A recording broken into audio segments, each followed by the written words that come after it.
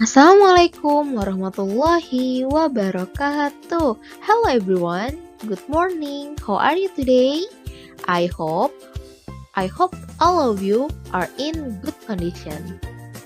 Welcome back to Meet Nuri YouTube channel Meet Nuri 2 with Miss Dia.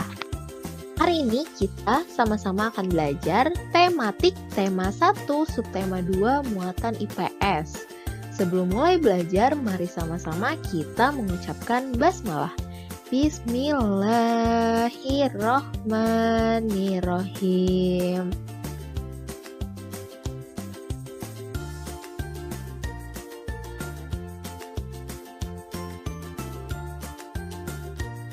Hari ini kita akan membahas tentang potensi ekonomi di kawasan Asia Tenggara atau ASEAN. Asia Tenggara, jalur perdagangan dunia. Jembatan antara kawasan Eropa dan Asia Timur untuk melakukan perdagangan. Oke, berarti berikut merupakan kondisi ekonomi, mata pencarian, dan sumber daya alam negara-negara anggota ASEAN. Yang pertama ada Indonesia. Kegiatan ekonominya yaitu kaya keberagaman sumber daya alam, dan sebagian besar mata pencariannya adalah petani, lalu tambang dan keindahan alam sebagai sumber devisa negara. Dan mata pencarian di Indonesia yaitu petani, pekebun, nelayan, pekerja kantoran, dan buruh.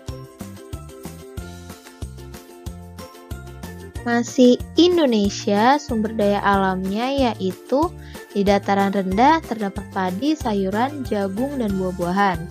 Untuk di dataran tinggi ada teh, kopi, kina, cengkeh, dan kelapa sawit. Dan untuk daerah pesisir pantai terdapat ikan, udang, tuna, cakalang, dan tongkol. Masih sumber daya alam Indonesia yang selanjutnya ada hasil hutan. Hasil hutan itu ada kayu jati, rotan, dan karet.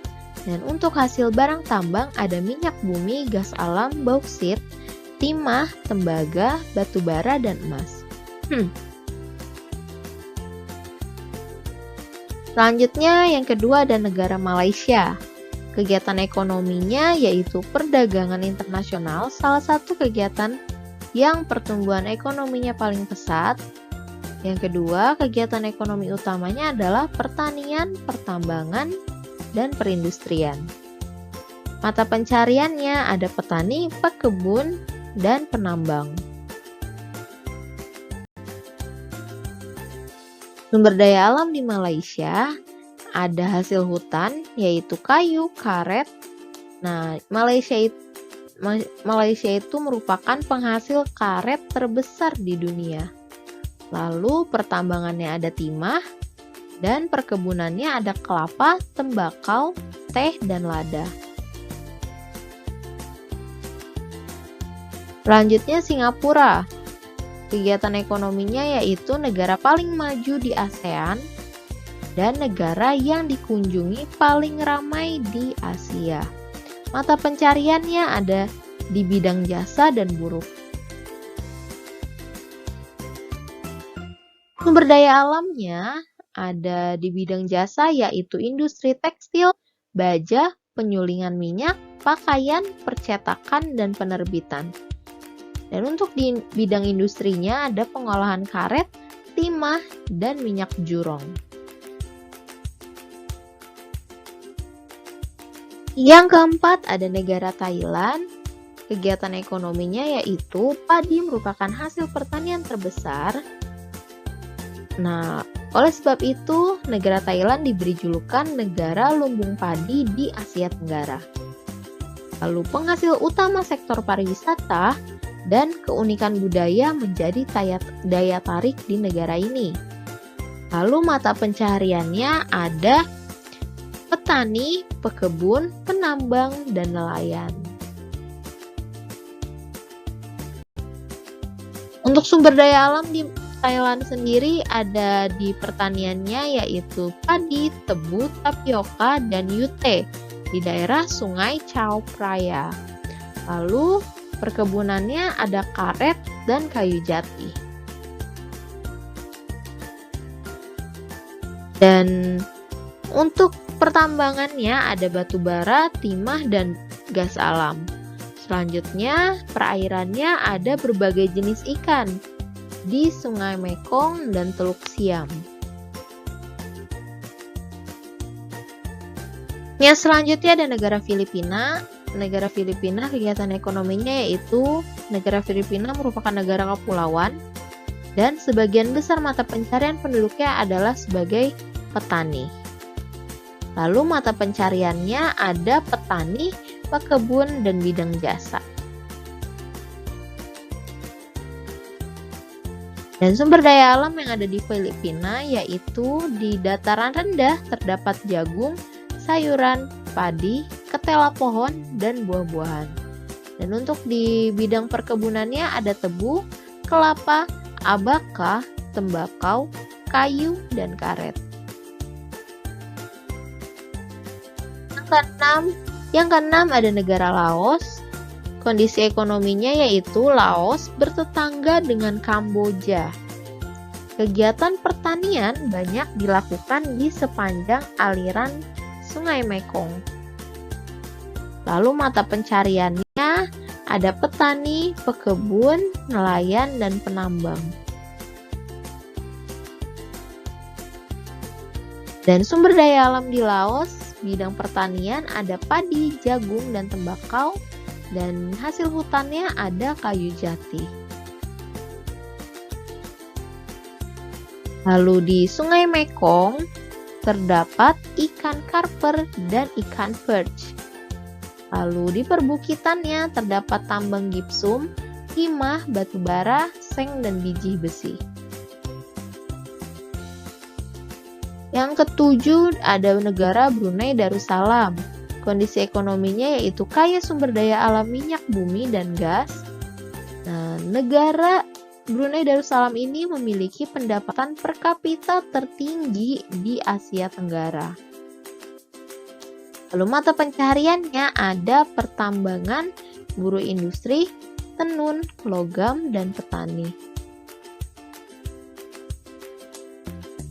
Untuk sumber daya alamnya ada hasil bumi utama yaitu minyak bumi dan gas bumi. Jadi penghasil untuk ekspornya ini yang paling besar di Brunei Darussalam itu adalah hasil buminya. Hasil bumi itu bisa menyumbang 40% pendapatan negaranya. Dan dari pertaniannya ada padi, buah-buahan, lada, dan kelapa di dataran rendah. Yang kedelapan ada Myanmar. Kondisi ekonominya yaitu padi merupakan hasil utama dari pertanian di Myanmar. Dan Myanmar merupakan salah satu negara penghasil padi terbesar di Asia Tenggara. Dan mata pencariannya ada pertanian, perkebunan, dan pertambangan. Untuk sumber daya alam di Myanmar, di bidang pertanian dan perkebunan ada teh, tembakau, tebu, dan sayuran. Dan untuk pertambangannya ada gas alam, batu bara, emas, perak, batu mulia, pangan, dan timah.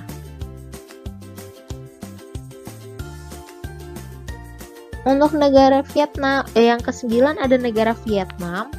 Kondisi ekonominya yaitu pariwisata dan turisme mendukung perekonomian. Dan tempat usaha jasa ada perhotelan, restoran, dan jasa transportasi. Lalu perekonomian sebagian besar penduduk adalah pertanian. Mata pencariannya ada petani, pekebun, dan penambang. Untuk sumber daya alam di Vietnam, di pertanian dan perkebunan ada padi, sayuran, ubi jalar, tebu, teh, kopi, dan jagung. Vietnam ini pengekspor beras terbesar ketiga di Asia Tenggara. Lalu hasil hutannya ada kayu jati dan bambu, dan hasil industrinya ada bahan makanan, pengolahan makanan, dan tekstil. Yang terakhir ada negara Kamboja. Kondisi ekonominya yaitu dialiri Sungai Mekong yang subur.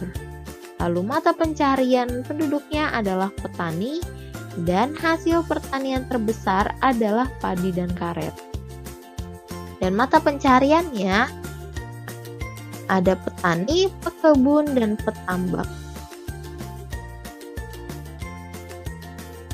Dan untuk sumber daya alam di Kamboja sendiri itu ada di bidang pertanian, ada padi, umbi-umbian, jagung, dan buncis.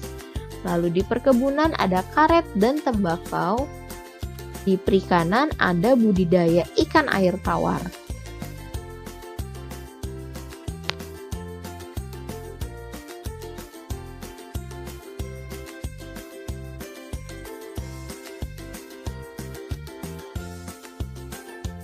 Oke, that's our lesson today. Sudah semua untuk materi hari ini. Thank you all for your attention. Kalau ada yang ingin ditanyakan, bisa langsung japri ke Miss Dia. Before Miss closing this video, let's say Hamdalah together. Alhamdulillahirabbil alamin. Thank you for watching. See you in the next meeting. Wassalamualaikum warahmatullahi wabarakatuh.